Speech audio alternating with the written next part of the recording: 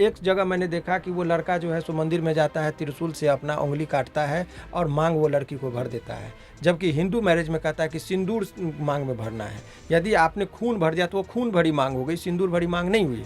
तो कानून वो शादी का जो है सो डिफिनीशन के मुताबिक वो शादी नहीं हुआ। यदि लड़की का उम्र 18 से कम है, लड़की अपने मर्जी से आती है और लड़का को कहती है कि मुझे भगा के लेके चलिए, और भागने वाले जोड़ी जो हैं सो कहता अरे लड़की तो मेरे पास आया तो हम लेके चले गए, तो वो जो है सो किडनैपिंग प्लस रेप का मामला चलेगा यदि फिजिकल रिलेशन एस्टेब्लिश किया तो। सब कुछ सत्य है, सही बात है कि लड़की अपने मर्जी से गई, लेकिन 18 वर्ष से नीचे है तो उसके मर्जी का कोई महत्व नहीं। अब इसका एक एस्पेक्ट जो कानून के तौर पर सभी बच्चों को जानना चाहिए या सभी युवा पीढ़ी को जानना चाहिए वो ये है।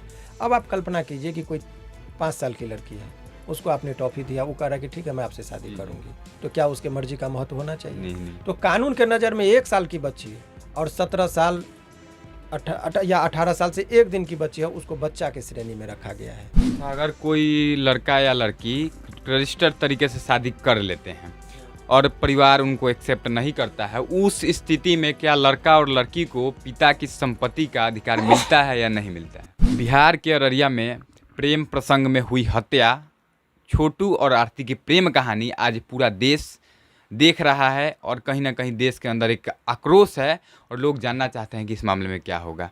लेकिन सर से हम आज उन सब मुद्दों पर बात कर चुके हैं, लेकिन आज जो मुद्दा सर के पास हम लेकर आए हैं, सर से जानना चाहेंगे कि आखिर भारत में अगर कोई लड़का लड़की बालिग हो चुका है और वह खुद के मर्जी से शादी करना चाहता है तो इसके लिए संविधान उन्हें किस तरह की अनुमति देता है और कैसे कर सकते हैं। इस वीडियो को लड़के जरूर देखें, लड़के लड़कियां जो कि इस तरह के हैं। तो सर से सबसे पहले जानना चाहेंगे सर कि आखिर कोई लड़का या लड़की खुद की मर्जी से शादी करना चाहता है, घर वाले उसके अगेंस्ट में हैं, तब उनको संविधान हमारा क्या अनुमति देता है? सबसे पहले तो एक चीज़ जान लीजिए कि आज के जो युवा पीढ़ी है वो अपने पसंद से शादी करने को ज़्यादा प्रेफरेंस दे रहे हैं। वो घर में भी अरेंज में भी यदि कन्वर्ट करा रहे हैं तो कहीं ना कहीं अपना एक प्रस्ताव देते हैं कि मुझे ये पसंद है, और फिर वो प्रेम विवाह जो है अरेंज मैरिज में वो कन्वर्ट होता जा रहा है। अब सवाल ये है कि यदि अधिकतर लड़के और लड़कियां का जो केस आ रहा है वो उम्र से पहले शादी करना चाह रहे हैं। एक इशू ये उठता है कि उम्र से पहले, यदि उम्र का मतलब कि लड़की का उम्र 18 वर्ष एटलीस्ट होना चाहिए और लड़के का उम्र 21 वर्ष होना चाहिए विधिवत शादी, जो हिंदू मैरिज एक्ट के मुताबिक जो है सो सेक्शन 5 है, जिसमें ये बताया गया है कि आपको शादी के लिए क्या क्या आपको रीति रिवाज को फॉलो करना है, क्या क्या चीज़ है। स्पेशल मैरिज एक्ट में भी बहुत लोग करना चाह रहे हैं। तो शादी यदि लड़का और लड़की दोनों वयस्क हैं तो शादी अपने से मर्जी से करने का उनको पूरी तरीके से अधिकार है। अब उसमें शादी करने का 2 तरीका है। एक तरीका है कि आप कोर्ट मैरिज, जिसको टर्म बोलते हैं, वो court marriage basically court marriage नहीं, उसको रजिस्टर्ड मैरिज बोला जाता है। वो रजिस्ट्रार ऑफिस में होता है। बहुत लोग क्या करते हैं, इसकी टेक्निकलिटी को नहीं समझते हैं। किसी अधिवक्ता से उन्होंने एडवोकेट से बात किया और एफिडेविट पर वो कोर्ट से ही वो दे देते हैं, और ये इस गलत फहमी कि मेरी शादी हो गई, जबकि वो फर्जी शादी है। जब तक कि मैरिज का एक रजिस्ट्रार के यहाँ रजिस्ट्री करके यदि मैरिज होता है उसका कानूनी ये है। और affidavit marriage is no marriage, number of judgment supreme court ने कहा। तो एक तो चीज़ ये है, यदि वो लड़का और लड़की दोनों वयस्क हैं तो अपने मर्जी से उनको रजिस्ट्रार के यहाँ एक आवेदन देना होता है। 30 दिन का उनको वक्त दिया जाता है। उसके बाद उनकी शादी रजिस्ट्रार के यहाँ होती है और वो उनको लाइसेंस दे देता है कि आप, एक सर्टिफिकेट देता है कि अब आपके विधिवत शादी हो गई। एक तो ये है। दूसरा है कि लोग विधिवत शादी कर ले। विधिवत का बार बार मैं जिक्र कर रहा हूँ तो ये नहीं कि मंदिर में एक जगह मैंने देखा कि हमारा जो हिंदू मैरिज एक्ट है वो कहता है कि रीति रिवाज को फॉलो करते हुए जो शादी होगा उसी शादी की मान्यता है। अब एक जगह मैंने देखा कि वो लड़का जो है सो मंदिर में जाता है, त्रिशूल से अपना उंगली काटता है और मांग वो लड़की को भर देता है। जबकि हिंदू मैरिज में कहता है कि सिंदूर मांग में भरना है। यदि आपने खून भर दिया तो वो खून भरी मांग हो गई, सिंदूर भरी मांग नहीं हुई। तो कानून में वो शादी का जो है सो डिफिनीशन के मुताबिक वो शादी नहीं हुआ, यदि कस्टम अलाउ नहीं करता है तो वो तो दिखा रहे हैं। लेकिन यदि आपने विधिवत सारे चीज़ों को पालन करते हुए शादी कर लिया तो शादी का भी रजिस्ट्रेशन होता है, वो भी रजिस्ट्रार के यहाँ होगा। और उसमें आप एक अच्छे समझदार एडवोकेट जो चीज़ों को जानते हो, जो इसके पहलू को जानते हो, उनसे संपर्क करें। और जहाँ तक सवाल है कि शादी करने से पहले लड़की का उम्र, और उम्र का निर्धारण उनके मुंह से नहीं, आधार कार्ड से नहीं, उम्र का निर्धारण उसके सर्टिफिकेट को पहला प्रेफरेंस दिया गया है कि मैट्रिक का जो सर्टिफिकेट होता है या स्कूल में जिस टाइम में उसका एडमिशन होता है उसमें जो एज का प्रमाण है उसी के आधार पर लड़की का उम्र निर्धारित होता है। एक बात। दूसरी बात, युवा पीढ़ी ये भी नहीं समझते हैं, यदि लड़की का उम्र 18 से कम है, लड़की अपने मर्जी से आती है और लड़का को कहती है कि मुझे भगा के लेके चलिए। और भागने वाले जोड़ी जो हैं सो कहता है, अरे लड़की तो मेरे पास आया तो हम लेके चले गए। तो वो जो है सो किडनैपिंग प्लस रेप का मामला चलेगा यदि फिजिकल रिलेशन एस्टेब्लिश किया तो।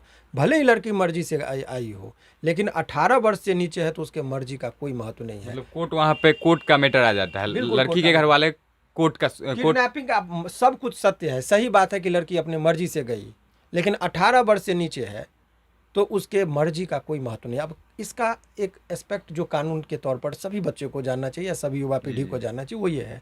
अब आप कल्पना कीजिए कि कोई 5 साल की लड़की है, उसको आपने टॉफी दिया, वो कह रहा है कि ठीक है मैं आपसे शादी करूंगी, तो क्या उसके मर्जी का महत्व होना चाहिए? नहीं। तो कानून के नज़र में 1 साल की बच्ची और 17 साल या 18 साल से 1 दिन की बच्ची है, उसको बच्चा के श्रेणी में रखा गया है, माइनर रखा गया है। इसीलिए उसके बयान का और उसके मर्जी का कोई महत्व नहीं है।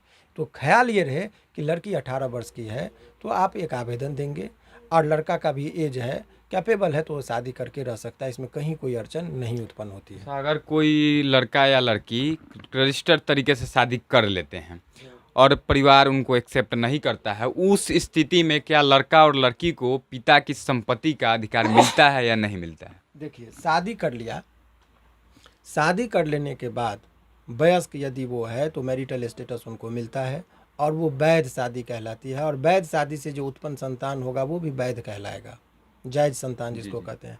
और पैतृक संपत्ति जितनी होगी, जैसे खानदानी संपत्ति, उसमें उसका अधिकार होगा। परंतु सेल्फ एक्वायर्ड में यदि किसी का फादर है, शादी कर लिया, बेटा से नाराज है, और उसकी खुद की अर्जित संपत्ति, तो चाहे वो तो अपनी संपत्ति से बेदखल करेगा। यदि खुद की अर्ज, मेरी मैंने मान ली 1 कट्ठा मेरे नाम से ज़मीन है और मेरे बच्चे मेरे विरुद्ध इच्छा के विरुद्ध शादी कर लिया, तो मैं लिख दूंगा कि ये आज से ये संपत्ति से मैं इनको बेदखल करता हूँ और ये संपत्ति मैं किसी मंदिर को देता हूँ, तो कोई नहीं रोक सकता है।